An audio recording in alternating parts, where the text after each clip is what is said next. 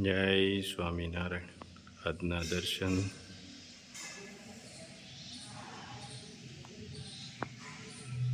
જય ગજાનંદ ગણપતિ મહારાજ. જય કષ્ટભંજન દેવ. જય સ્વામિનારાયણ. લોકોને મદદ કરવાનો ભાવ રાખજો. કુદરતનો એક નિયમ છે, જે કૂવામાંથી લોકો પાણી પીતા હોય છે એ ક્યારેય સુકાતો નથી. જય સ્વામિનારાયણ. Good morning. જય સ્વામિનારાયણ. જય સિયારામ. જય શ્રી કૃષ્ણ. જય માતાજી. ઓમ નમઃ શિવાય. સત્યમે વિજેતા સિદ્ધેશ્વર મહાદેવ. ક્યાં રહે છે માજી? અમાર બાજુમાં રહે છે. હા, તો ત્યાં જવાનું. ચાલો. હાલ શું તકલીફ હતી માજી? એને દાણો વેચીને બેબલી આવી છે ને દવા લીધી. હા એવી પરિસ્થિતિ છે. હા હાવ એવી પરિસ્થિતિ છે. હા તો અને હું રોજ જાઉં ને મારી પાસે રોતા હોય હા કાયમ. એટલે હું તો શું કરું ભાઈ કયો? હા. આજુબાજુના વાત કરીને તમને આગળ એને આ દે એટલે ધર્મા દો કાંઈ. અને એને કોઈ કામ કરવા વાળા નથી. બે દીકરીઓ જ છે અને દીકરીઓમાં કાંઈ નથી. એ દુબળા જ છે. હાય રહે છે ને? હા હાય રહેશે. અને દીકરીઓ છે ને એ એવા છે ને એક દવાખાને ગયા? દવા લીધી કાલ.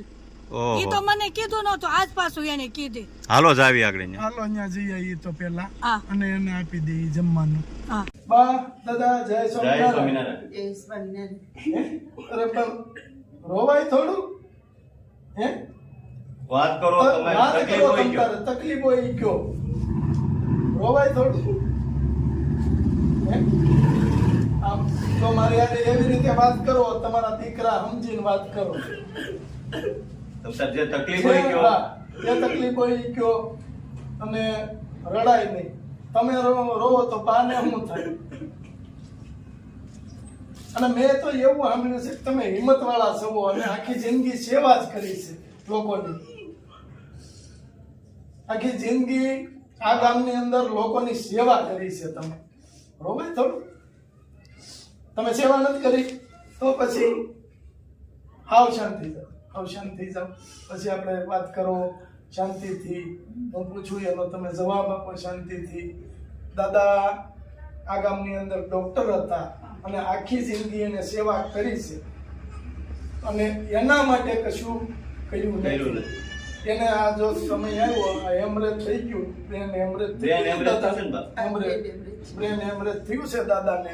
તો અત્યારે ડોક્ટર કે જે ડોક્ટર કહેવાય એ એના માટે કંઈક નું કંઈક કર્યું હોય જિંદગીમાં, આખી જિંદગીમાં. પણ દાદાએ ઓનલી ફોર સેવા જ લોકોની કરી છે કે નાના માણસોને દવાઓ ફ્રીમાં આ તે બધું એ રીતની સેવા એને કરી છે.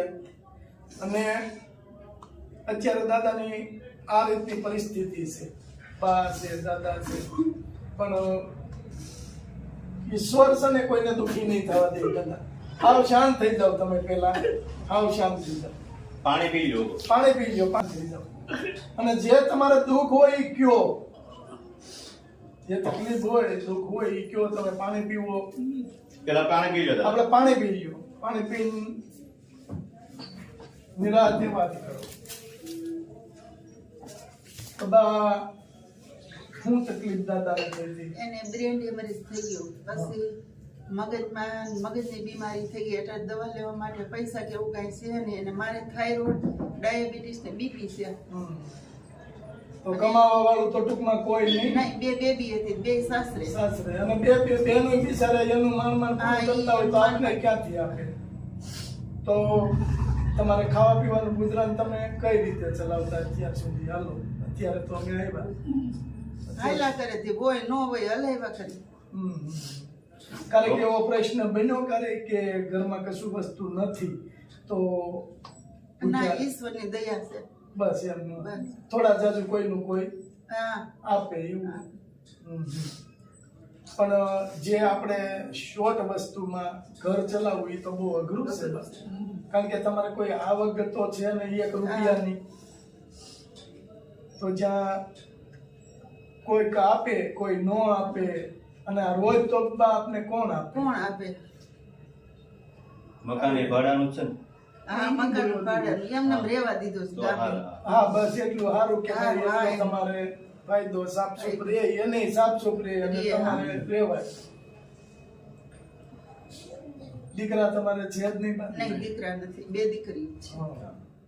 કઈ વાંધો નહીં. તો આપણે તમારા માટે લાવ્યા જ છે. તમારે 6 મહિના હાલે ને એટલું કરિયાણું લાવ્યા છે. અને આપણે ઢીલું બિલકુલ નહીં પડવાનું. ઢીલું શું કામ પડવું?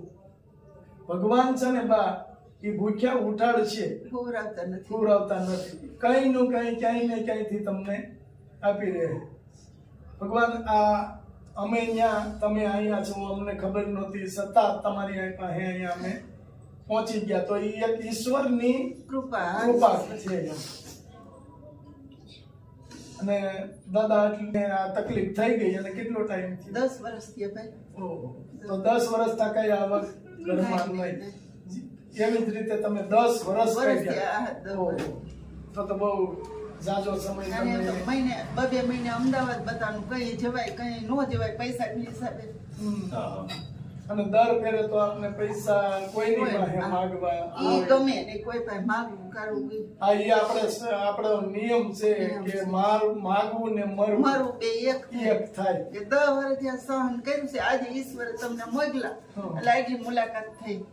બાકી બસ જો તમારે જે કાંઈ તમારા કર્મનું ફળ ભગવાને આપ્યું હતું એ હવે દુઃખ આપ્યું એ પૂરું કર્યું ભગવાને આજથી.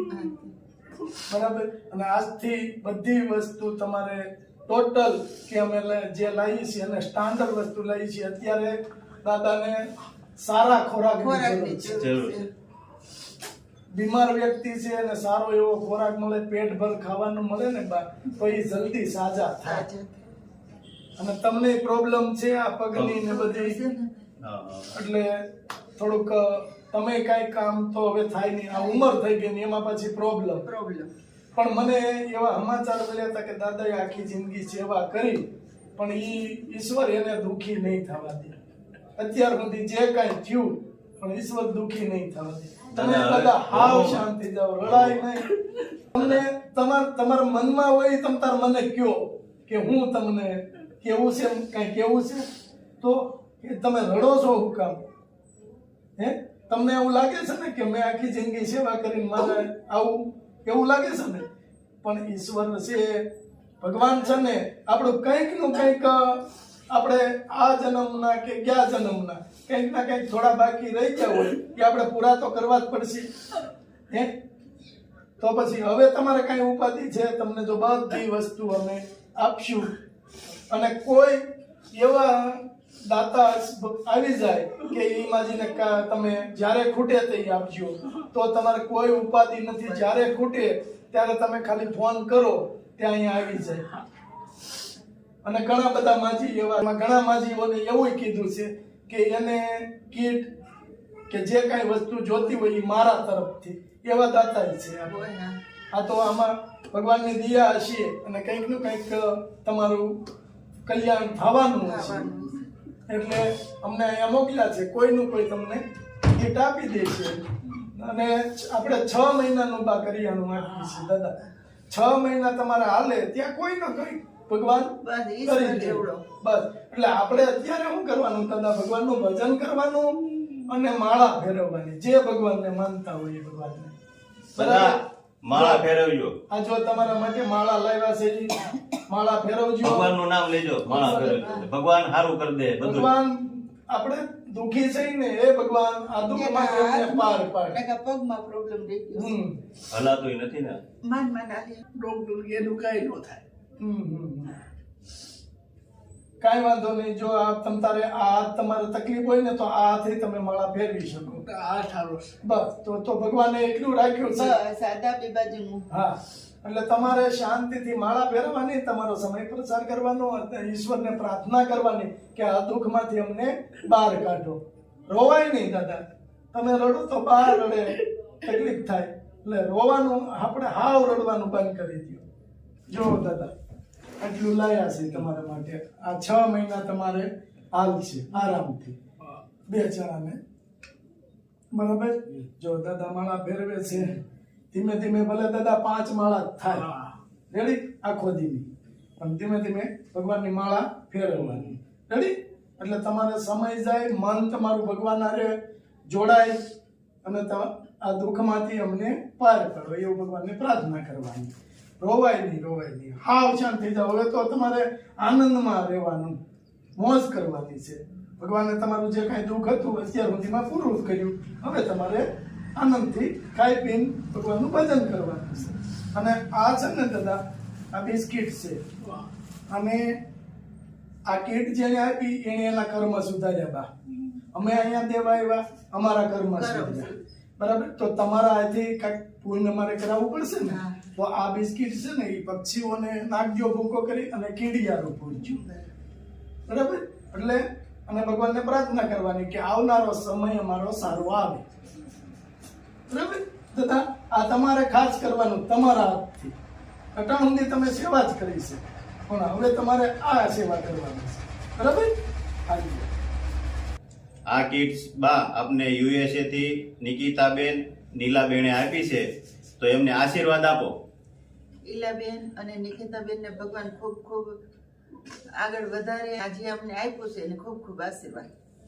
ભગવાન એનું હાજર કરે ઠાકર. ખૂબ આગળ વધે એવા અમારા આશીર્વાદ. બધી કીટ આપી છે. 1000 રૂપિયા તમારે શાકભાજીના. બરાબર?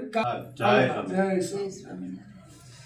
કોઈ કોઈનું નથી રે, કોઈ કોઈનું નથી રે, કોઈ કોઈનું નથી રે, કોઈ કોઈનું નથી રે, હે કોઈ કોઈનું નથી રે, કોઈ કોઈનું નથી રે, કોઈ કોઈનું નથી રે, કોઈ કોઈનું નથી રે, હે લાના કના મરો બધા મથી રે, કોઈ કોઈનું નથી રે, દાના કના મરો બધા મથી રે, કોઈ કોઈનું નથી રે, મનથી માને લગરે બધાય મારા, મનથી માને લગરે બધાય મારા, હે માની લે જીવડા તારા કે